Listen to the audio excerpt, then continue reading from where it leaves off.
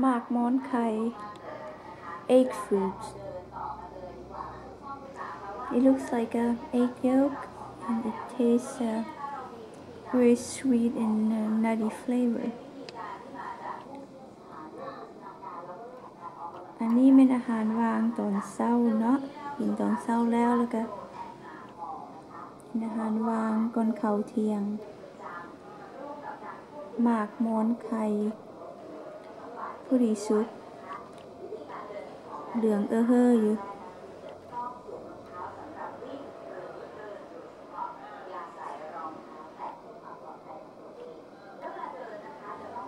ซื้อมาจากตลาดเมื่อวานนี้